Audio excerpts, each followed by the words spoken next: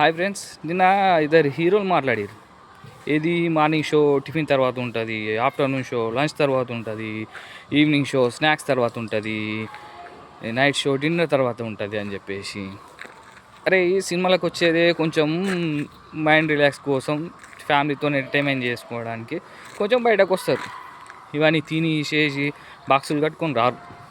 అర్థమైందా? First of all రేట్లే ఒకసారి రేట్లు చూసిరా.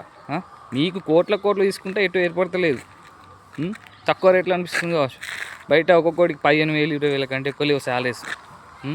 మీరు 100 కోట్లు తీసుకుంటే దొబ్బు తినుకుంటా ఆమె ఎటు ఏర్పడతలేదు మీకు. ఒక 15,000 వచ్చే శాలరీకి ఫ్యామిలీతో సినిమాకి పోతే 4-5 వేలు ఖర్చు అవుతాయి ఈజీగా. ఏది 300 టికెట్ వేసుకున్నా నలుగురికి 1,200 అయిపోతుంది 300 టికెట్కి. అట్లాంటిది ఈ మధ్యలో స్నాక్స్ అదో ఇదో అనుకుంటే 100 రూపాయలు కూల్ డ్రింకే, పాప్కార్న్కో 150 రూపాయలే. ఇవో ఈజీగా 1,200 అవుతాయి. ఈజీగా ఒక 3,000 ఖర్చు అవుతుంది సినిమాకి. అంటే నెలలో ఒక్కసారి సినిమాకి అయినా 15,000 జీతానికి 3,000 పోతాయి. 3,000 పోయినాక మనం మిగిలేదు 12,000. అంటే ఒకరోజు ఎంటర్టైన్మెంట్ కోసం పోయినందుకు. అలాంటప్పుడు వాడు సినిమా ఎందుకు ప్రిఫేర్ చేసుకుంటాడు, థియేటర్ ఎందుకు చూజ్ చేసుకుంటాడు? ప్రజలు ఎప్పుడు కానీ ఏది తక్కువలా ఉండి కంఫర్టబుల్గా ఏది వస్తుందో వాని రేట్లు వచ్చేదానికే వాడు ప్రిపేర్ చేసుకుంటాడు. ఓ 10,000 పెడితే ఎల్ఈడి టీవీ వస్తుంది.